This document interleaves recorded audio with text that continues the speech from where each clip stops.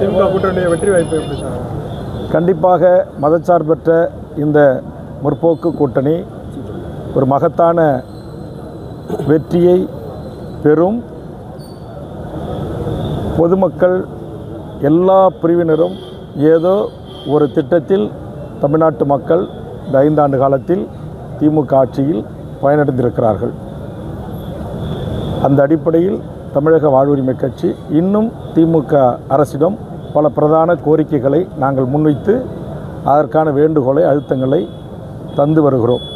குறிப்பாக தமிழீழ மண்ணில் நடந்தது மாபெரும் இனப்படுகொலை என்றும் அதற்கு ஒரு சர்வதேச நீதி விசாரணை வேண்டும் என்றும் ஒரு பொது வாக்கெடுப்பு நடத்தப்பட்டு ஐக்கிய நாடுகள் சபையின் ஊடாக உலக அரங்கில் தமிழனுக்கு என்று ஒரு நாடு உருவாக வேண்டும் என்கிற கோரிக்கையும், சாதிவாரி கணக்கெடுப்பு நடத்தி தமிழ்நாட்டில் இருக்கிற அனைத்து மக்களுக்கும் அவரவர்களின் எண்ணிக்கைக்கு ஏற்றவாறு கல்வி வேலைவாய்ப்பு உரிமை வழங்க வேண்டும் என்கிற அடிப்படையில் கோரிக்கையை முன்வைத்திருக்கிறோம். அதே மாதிரி தமிழ்நாட்டில் இருக்கிற அரசு பதவிகளில் 100% இந்த மண்ணின் மக்களாக இருக்கிற தமிழ்நாட்டில் வாழ்கின்ற தமிழ் மக்களுக்கு கிடைப்பதை உறுதி செய்கின்ற தமிழக வேலை தமிழருக்கு என்கிற வேலைவாய்ப்பு உறுதி சட்டம் இயற்றப்பட வேண்டும். வெளி மாநில தொழிலாளர்களுடைய எண்ணிக்கை 1 கோடியை தாண்டி இருக்கிறது.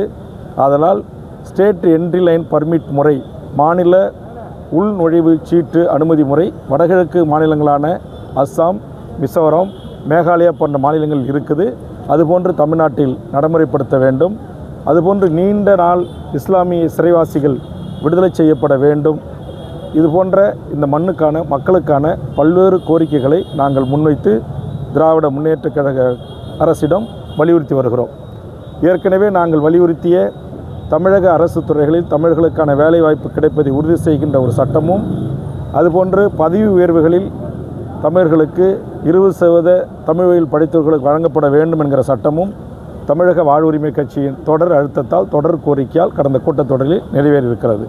தமிழகத்தில் பெயர் பலகையெல்லாம் அதிகமாக ஆங்கிலத்தில் தான் இருக்குது. அது மாற்றப்பட வேண்டும்.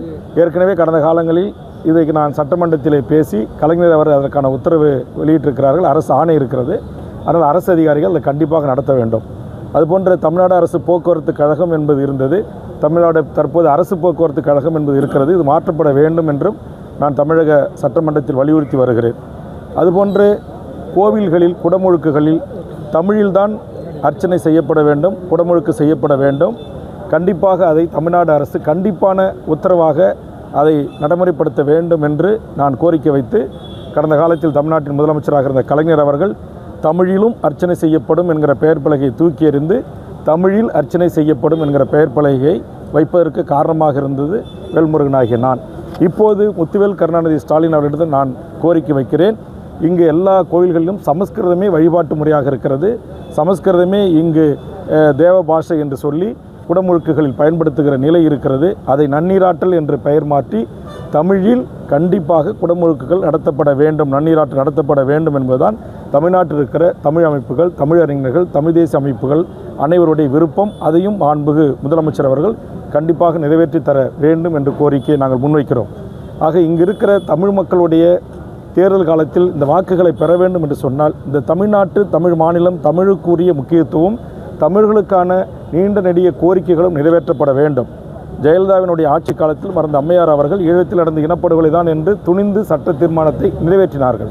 ஒன்றிய அரசுக்கு ஒரு அழுத்தத்துக்கு அனுப்பி வைத்தார்கள். ஆனால் அந்த சட்டம் தீர்மானம் நிறைவேற்றி அனுப்பப்பட்டோம். ஆனால் ஒன்றிய பாரதிய நரேந்திர மோடி அரசு இதுவரையில் கண்டுகொள்ளவில்லை. அதற்கு எந்தவித முயற்சியும் எடுக்கவில்லை. அதனால் மாண்புமிகு தமிழ்நாடு முதலமைச்சர் அவர்கள் நீங்கள் இப்படி ஒரு தீர்மானத்தை நிறைவேற்றி ஒன்றிய அரசுக்கு ஒரு அழுத்தத்தை கொடுங்கள். ஒருவேளை ஒன்றிய அரசு அதை நிறைவேற்றவில்லை என்று சொன்னால் தமிழ் மக்கள் விரோதி அரசு ஒன்றிய பாரதிய ஜனதா அரசு என்பதை நாங்கள் மக்கள் மன்றத்துக்கு எடுத்து செல்வோம் என்கிற காரணத்தினால்தான் தொடர்ந்து இதற்காக நான் அழுத்தம் கொடுத்து வருகிறேன்.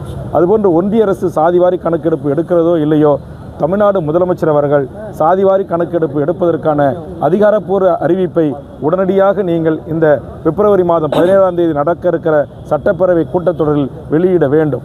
அதுபோன்று இங்கு இருக்கிற சிறப்பு முகாம்களை மூடி ஈழத்தமிழ் உறவுகள் தங்கள் விரும்புகிற நாடுகளுக்கு அவருடைய உறவுகளோடு வாழ்வதற்கு அனுமதிக்க வேண்டும். திருச்சி சிறப்பு முகாம் இழுத்து மூடப்பட வேண்டும். இதுபோன்று பல்வேறு கோரிக்கைகளை நாங்கள் முன்வைத்து தான் திமுகவை ஆதரித்து வருகிறோம். சட்டமன்ற தேர்தலில் நீங்கள் திமுக அதான் நான் சட்டமன்றத்திலே பேசியிருக்கிறேன். அதுக்கு அமைச்சர் பதில் சொல்லியிருக்கிறாரு.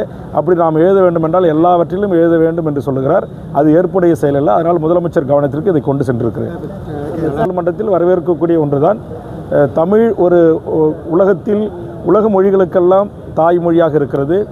உலகத்தில் மனிதர்கள் பேசிய முதல் மொழி தாய்மொழி என்று பல்வேறு உலக நாட்டு அறிஞர்களை தமிழை ஏற்றுக்கொள்கிறார்கள். அப்படி இருக்கின்ற போது தமிழ் என்று நீங்கள் தமிழை கட்டிக்கொண்டு அழுதால் தமிழ் உங்களுக்கு சோறு போடுமா என்று சிலர் நக்கலடிக்கிறார்கள், நையாண்டி செய்கிறார்கள். அது முழுக்க முழுக்க தவறு.